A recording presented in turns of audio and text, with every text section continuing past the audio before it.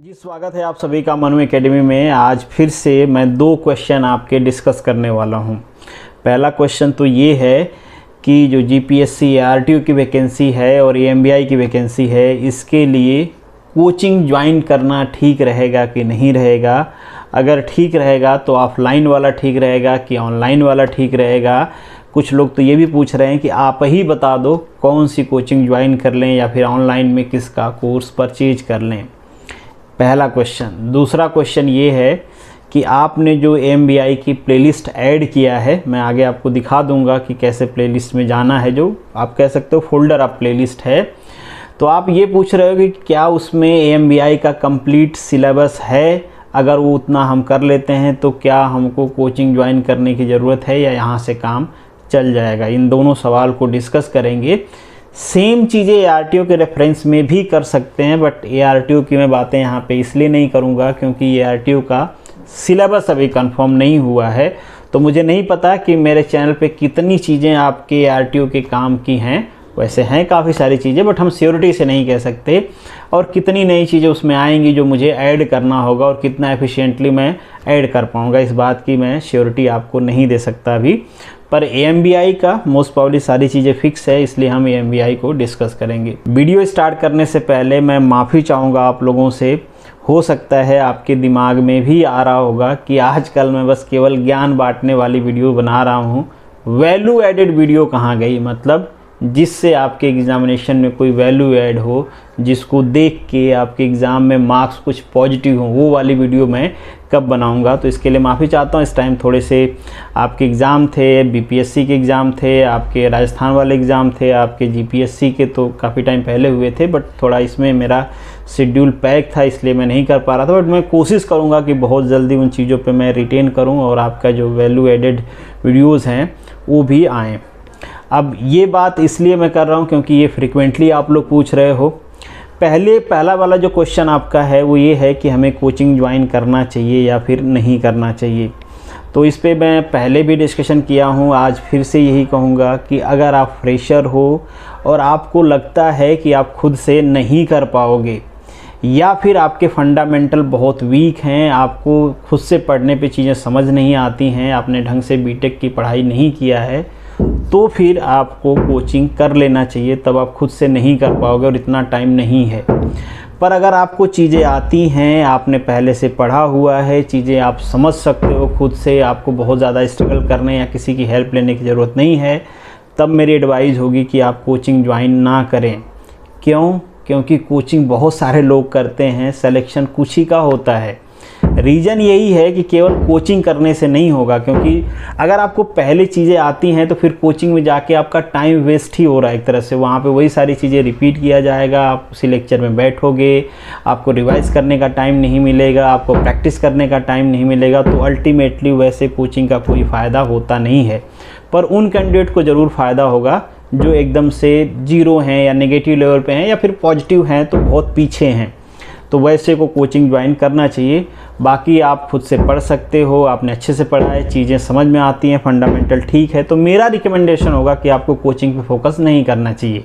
Even though मैं खुद coaching चला रहा होता तो भी आपको यही रिकमेंडेशन देता कि आप कोचिंग ज्वाइन ना करिए। आप में से कुछ लोग पूछते हैं कि क्या मैं कोचिंग चलाने वाला हूँ या मेरी कोचिंग चलती है, तो ये भी कंफर्म कर दूँ कि नहीं चलती है। अब आप में से कुछ लोगों ने ये नहीं पूछा कि हमें कोचिंग करना है या नहीं करना है। कुछ लोगों का ये है कि उनको कोचिंग करना है, बट मुझसे ये पूछ रहे थे कि आपके हिसाब से, चूँकि मैं बहुत सारे लोगों का इंटरव्यू किया हूँ जो बच्चे हैं सेलेक्टेड हैं, तो उनको लगता है कि मुझे आइडिया होगा कि किस कोचिंग में अच्छी पढ़ाई होती है, कहाँ आपको जाना चाहिए। तो इसके लिए आई एम वेरी सॉरी, मैं किसी कोचिंग को रिकमेंड नहीं करता क्योंकि मैं किसी को नहीं जानता। अगर सोच के देखो मेरे पर्सपेक्टिव से कि मैं रिकमेंड करूं किसी कोचिंग के और बच्चों ने वहां पे ज्वाइन कर लिया, उनके साथ कुछ प्रॉब्लम होगा, तो फिर वो डायरेक्टली या इनडायरेक्टली, वैसे तो डायरेक्टली ही आएगा मेरे ऊपर, क्योंकि आप शायद मेरे पे भरोसा करते हो, मेरे कहने से ज्वाइन कर लो और आपके साथ गलत हो। ज़रूरी नहीं कि गलत होगा, वैसे तो मैं भरोसा करता हूँ जो ठीक ठाक कोचिंग वाले होते हैं वो जनरली गलत नहीं करते हैं, पर कई सारे कोचिंग का लास्ट टाइम कंप्लेन आई थी, बच्चे बोल रहे थे कि सर पैसा ले लिए 5000 प्री रजिस्ट्रेशन का ले लिए, क्लासेज नहीं चलाए ढंग से। कई सारे कोचिंग्स का ये रहा था कि टीचर बदल रहे थे, पैसे तो ले लिए पर पढ़ा नहीं रहे थे, और अल्टीमेटली वो भी लोग मेरे वीडियोज़ ही देख रहे थे। तो मेरे वीडियोज़ मतलब एक्ट एंड रूल के प्रेफरेबली, और कई सारे में पिछली बार ये भी कंप्लेन था कि उन्होंने स्टार्ट ही नहीं कर पाए। तो ये सारी दिक्कतें थी, इसलिए मैं किसी को रिकमेंड नहीं करता हूँ। आपका ग्रुप है, दूसरे ग्रुप भी होंगे, वहाँ पे आप डिस्कस कर लो कि कौन सी ठीक रहेगी अगर आपको ज्वाइन करना है। ऑनलाइन का तो फिर ऐसे ही रिकमेंडेशन क्या करें, ऑनलाइन का भी ऐसा ही है कि मैं रिव्यू इसलिए नहीं करता क्योंकि अगर मैं कहता हूँ और आप ज्वाइन कर लो और वहाँ पे कुछ प्रॉब्लम हो तो फिर मेरा उनसे कुछ कांटेक्ट है नहीं। अगर मेरा उनसे कुछ कांटेक्ट होता और किसी रिस्पॉन्सिबल आदमी से मैं बात कर रहा था और मैं रिकमेंड करता तो मेरी रिस्पॉन्सिबिलिटी वहाँ पे बन जाती। अगर आपके साथ कुछ गलत होता तो आपको रिफ़ंड दिलवाने में या दूसरे काम करने में मैं शायद हेल्प कर सकता था, पर मेरा किसी से कांटेक्ट है नहीं, तो उसमें भी मैं आपकी हेल्प नहीं कर पाऊँगा। तो अगर आपका पैसा कहीं पे फंसता है, आपको सेटिस्फैक्ट्री लेक्चर नहीं मिलते हैं, तो जो आपके ग्रीवेंसेस रहेंगे वो मैं दूर नहीं कर पाऊँगा। इसलिए मैं ऑनलाइन वालों को भी रिकमेंड नहीं करता मेरे तरफ से कि आप जाओ।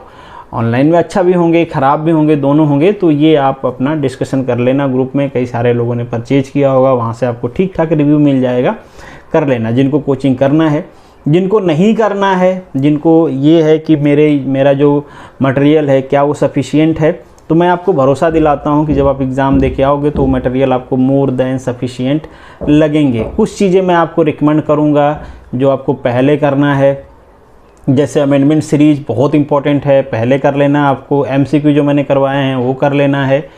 टेस्ट सीरीज के जो मैंने वीडियोज़ डाले हैं, शायद कुछ टेस्ट सीरीज के मैंने वीडियो पूरा नहीं सॉल्व कराए होंगे क्योंकि उस टाइम के हिसाब से मैंने करा था, बट जिनके सोल्यूशन करवाए होंगे वो आपको देख लेना है, चाहे वो टेक्निकल की हो चाहे एक्ट एंड रूल की हो, इससे आपको बहुत फ़ायदे होंगे।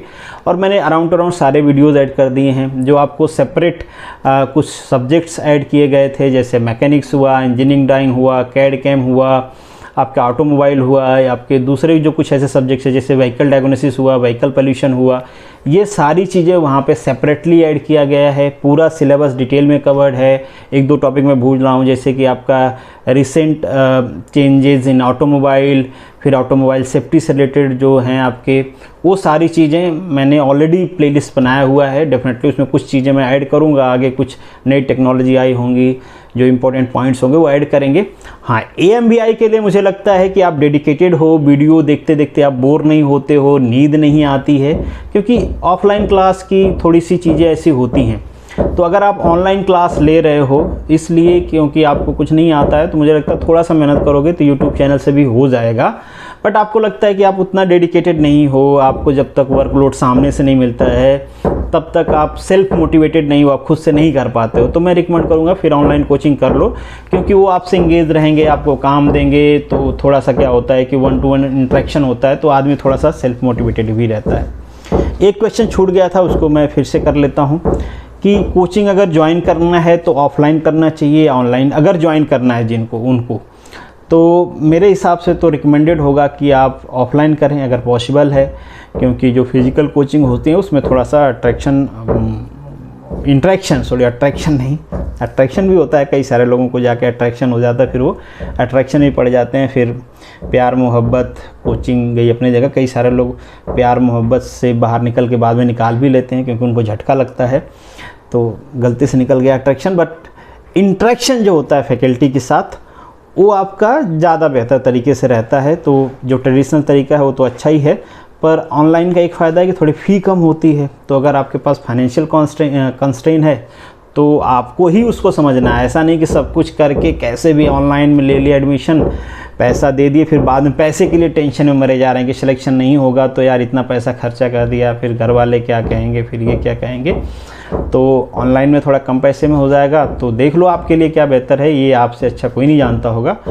और अगर आपको मुझसे पर्सनली सजेशन लेना है कि क्या कुछ मेरा पर्सनल कंस्ट्रेन है उस हिसाब से, तो आप मुझे टेलीग्राम पे ऑडियो मैसेज, टेक्स्ट मैसेज जैसा भेजना चाहते हो भेज सकते हो। मैं रिप्लाई करूँगा एज सून एज पॉसिबल।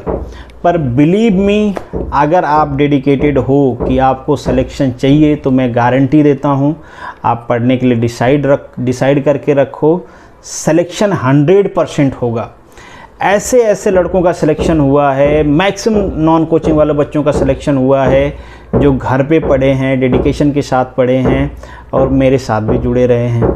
तो मैं ऐसे बहुत सारे कैंडिडेट्स को जानता हूं और आप भी जानते होंगे, ग्रुप में भी बहुत सारे लोग होंगे, हो सकता है सिलेक्शन के बाद थोड़ा सा इनएक्टिव हों, पर ज़रूरी नहीं कि सिलेक्शन के लिए कोचिंग ही चाहिए। कई सारे लोग कहेंगे कि कोचिंग ही चाहिए। मैंने जैसे पहले भी कहा कि मैं खुद भी कोचिंग चलाता तो भी आपको यही राय देता कि अगर आप खुद से नहीं कर पा रहे हो, चाहे सेल्फ मोटिवेशन की वजह से या फिर फंडामेंटल वीक होने की वजह से या फिर आपको लगता है कि नहीं मैं पढ़ ही नहीं पाता हूँ खुद से, तो आप कोचिंग कर लो, कोई प्रॉब्लम नहीं है।